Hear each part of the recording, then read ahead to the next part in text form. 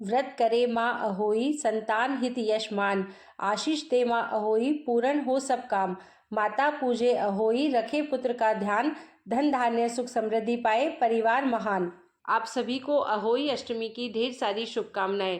अहोई माता सभी की संतानों की रक्षा करे और निसंतानों को संतान सुख प्रदान करे। अहोई अष्टमी हिंदू धर्म में माताओं द्वारा अपने पुत्रों और अपनी संतान की लंबी आयु और सुखमय जीवन के लिए रखा जाने वाला एक महत्वपूर्ण व्रत है और यह व्रत विशेष रूप से उत्तर भारत में मनाया जाता है, जहां माताएं अहोई माता की पूजा करके निर्जला उपवास रखती है और कार्तिक मास के कृष्ण पक्ष की अष्टमी तिथि को यह व्रत रखा जाता है। दिन भर उपवास रखने के बाद शाम को तारों की छांव में अहोई माता की पूजा करके तारों को अर्घ्य देकर व्रत की कथा पढ़ी और सुनी जाती है और उसके बाद व्रत खोला जाता है। तो आइए आज हम सभी इस शुभ अवसर पर अहोई माता की कथा का श्रवण करते हैं। आप सभी अपनी अपनी संतान की सुख समृद्धि और उनके उज्जवल भविष्य और उनकी दीर्घायु की कामना के लिए कमेंट बॉक्स में अहोई माता की जय जरूर लिख दीजिएगा। अहोई माता की कथा सुनते समय आप अपने हाथ में गेहूं या अक्षत के 7 दाने रखकर सच्चे मन से कथा श्रवण कर उन दानों को जल के लोटे में डाल दें और इसी से सितारों को शाम को अर्घ दें। चलिए अब अहोई माता की पौराणिक कथा सुनाते हैं। एक समय की बात है, किसी नगर में एक साहूकार अपने 7 बेटे और 7 बहुओं और एक बेटी के साथ रहता था। दीपावली से कुछ दिनों पहले घर के आंगन को लीपने के लिए साहूकार की बहुएं और उसकी बेटी मिट्टी लेने के लिए गई। मिट्टी खोदते समय साहूकार की बेटी की खुरपी से स्याऊ के बच्चे मर गए। यह देखकर स्याऊ नाराज हो गई और बोली, जिस तरह तूने मेरे बच्चे मारकर मुझे निसंतान किया है, उसी प्रकार मैं तुझे भी निसंतान कर दूंगी। मैं तेरी कोख बांध दूंगी। यह बात सुनते ही साहूकार की बेटी डर गई और उसने अपनी सभी भाभियों से अपने बदले कोख बंधवाने के लिए कहा, परंतु उसकी सभी भाभियों ने मना कर दिया। लेकिन सबसे छोटी भाभी ननद के बदले अपनी कोख बंधवाने को राजी हो गई। उसके बाद से जब भी छोटी बहू को कोई संतान होती, वह 7 दिनों के बाद मर जाती थी। हर साल अहोई अष्टमी का व्रत आता, एक तरफ उसकी सभी जिठानियां व्रत करती, कथा सुनती और अपनी संतान की लंबी उम्र की कामना करती, तो दूसरी ओर छोटी बहू अपने घर में रोया करती। ऐसे ही समय बीतता गया।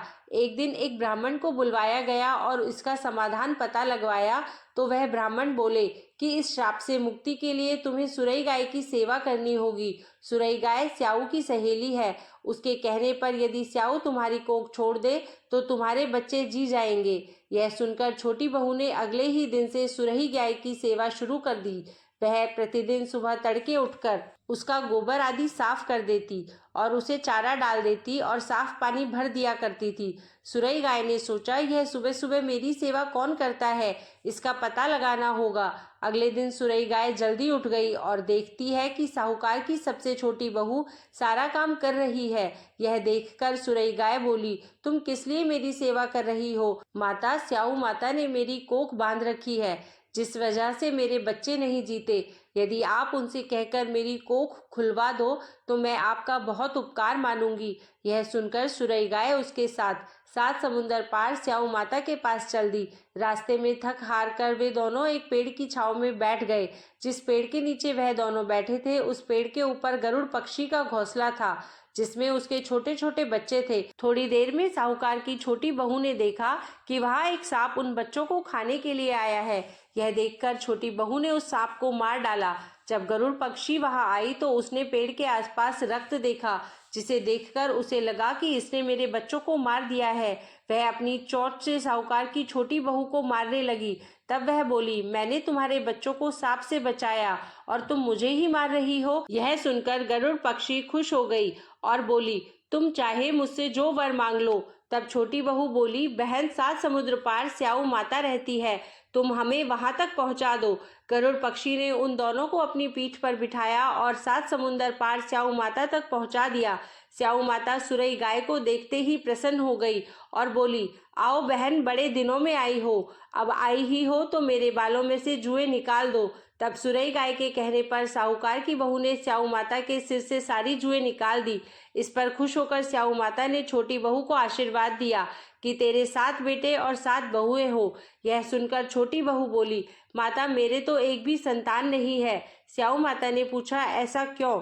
तो वह बोली, माता यदि आप वचन दे तो मैं इसका कारण आपको बता सकती हूँ। स्याऊ माता ने उसे वचन दे दिया। स्याऊ माता को वचनबद्ध करने के बाद छोटी बहू बोली, माता मेरी कोख आपके पास बंधी है, उसे खोल दे। यह सुनते ही स्याऊ माता बोली, अरे मैं तो तेरी बातों में आकर धोखा खा गई, तूने तो मुझे ठग लिया। जा, मैं तेरी कोख खोलती हूँ। अब तू घर जा और घर जाकर अहोई माता का उद्यापन करना। 7 अहोई बनाकर 7 कढ़ाई देना। साहूकार की बहू घर लौटी तो देखती है कि उसके घर में उसके 7 बेटे और 7 बहुएं बैठे हैं। यह देखकर वो बहुत प्रसन्न हुई। उसने 7 कढ़ाई और 7 अहोई बनाई और अहोई अष्टमी का उद्यापन किया। उधर दूसरी ओर जेठानियां बोली, चलो सब जल्दी जल्दी पूजा कर लो, अभी छोटी बहू का रोना धोना शुरू हो जाएगा। जब काफी देर तक उसकी आवाज नहीं आई तो भाभियों ने अपने बच्चों को पता लगाने भेजा।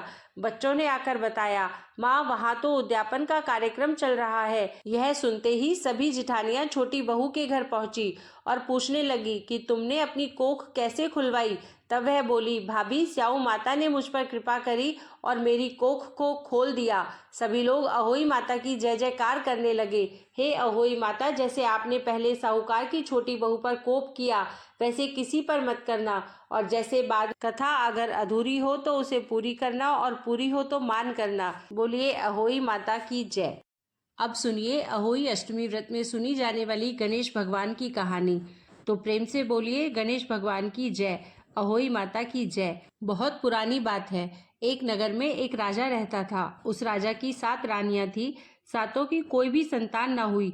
इस बात को सोचकर सातों रानियां सहित राजा भी उदास रहता था। एक बार की बात है, राजा के महल में एक साधु बाबा आए। सभी रानियों ने उन्हें प्रणाम किया। सबसे छोटी रानी बोली, महाराज हम राजा की 7 रानियां हैं, किंतु सातों में से किसी एक को भी कोई संतान न हुई। हमें आशीर्वाद दीजिए जिससे हम सातों को एक एक पुत्र की उत्पत्ति हो। साधु बोले, गणेश भगवान और अहोई माता आपको पुत्र देंगे। फिर अपनी झोली से फल निकाला और उन्हें दे दिया और कहा कि तुम सभी गणेश भगवान और अहोई माता का नाम लेकर इसे बराबर बराबर काट कर खा लेना। पहली 6 रानियां आपस में कहने लगी, पता नहीं यह कैसा फल है, हम तो नहीं खाएंगे। इसे जब 6 रानियां उस फल को फेंकने लगी तो सबसे छोटी रानी ने वह फल उनसे मांगकर स्वयं ही खा लिया। कुछ दिन बीतने पर छोटी रानी गर्भवती हो गई। जब राजा को इस बात का पता चला तो वह भी बहुत प्रसन्न हुए और छोटी रानी को सबसे अधिक प्रेम करने लगे। इससे बड़ी 6 रानियां जलने लगी। अब उन्हें भय हो गया कि यदि कहीं इस रानी को संतान हो गई तो राजा हमें त्याग देगा। अब वह भीतर ही भीतर जलने लगी और षड्यंत्र रचने लगी। सभी रानियां बाहर से बहुत सहानुभूति रखती किंतु भीतर से वह जलती रहती। जब छोटी रानी का प्रसव काल निकट आया तब उन्होंने दासी से सलाह किया कि सबने दासी को धन देकर कहा कि जब छोटी रानी का बच्चा जन्म लेगा तब तुम उसको छुपा देना और उसके स्थान पर सिलबट्टा रख देना और सबको यही बताना कि उनकी कोख से सिलबट्टे ने जन्म लिया है। प्रसव का समय आ गया। छोटी रानी को पुत्र की उत्पत्ति हुई किंतु उन्होंने बच्चा वहां से कहीं दूर पहुंचा दिया तथा सबको यही बताया कि उसने सिलबट्टे को जन्म दिया है। 6 रानियों ने मिलकर उस बालक को गंगा जी में बहा दिया। इधर छोटी रानी को विश्वास नहीं हो रहा था कि उसकी कोख से सिलबट्टा पैदा हुआ है। राजा को यह पता चला कि छोटी रानी ने सिलबट्टे को जन्म दिया है तो वह भी उदास रहने लगा। बड़ी रानी भी बार बार राजा को यही कहकर और भड़का देती कि छोटी रानी ने एक सिलबट्टे को जन्म दिया है। राजा बड़ी रानी के बहकावे में आकर छोटी रानी से नफरत करने लगा। राजा का यह व्यवहार देखकर अन्य रानियां बहुत प्रसन्न हुई। इधर छोटी रानी अहोई माता और गणेश भगवान की मूर्ति के सामने बैठकर रो रो कर अपना दुखड़ा सुनाने लगी।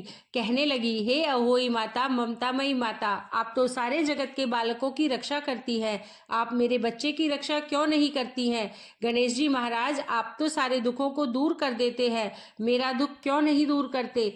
अहोई माता और गणेश भगवान छोटी रानी पर बहुत प्रसन्न हुए और उसके पुत्र को पानी से बचाकर रानी के आंचल में डाल दिया और अंतर्ध्यान हो गए। बालक के वापस आते ही सब जगह यह खबर फैल गई कि रानी ने सिलबट्टे को नहीं बल्कि एक बालक को जन्म दिया है। फिर राजा ने दासी को बुलाया और बोला, तुमने रानी की कोख से सिलबट्टा पैदा हुआ है, इस बात को किसके कहने पर कहा? रानी के बच्चे को तुमने क्यों गायब किया? दासी डर के मारे सारी बात राजा को बता देती है। राजा ने दासी सहित अपनी 6 रानियों को राज्य से निकल जाने का हुक्म दे दिया और अपने पुत्र और छोटी रानी के साथ आनंद के साथ रहने लगा।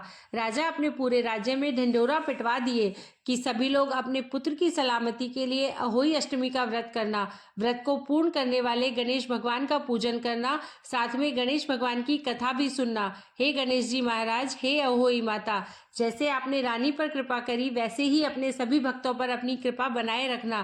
कहानी अधूरी हो तो पूरी करना, पूरी हो तो मान रखना, सबके व्रत को पूर्ण करना। प्रेम से बोलिए गणेश भगवान की जय, अहोई माता की जय।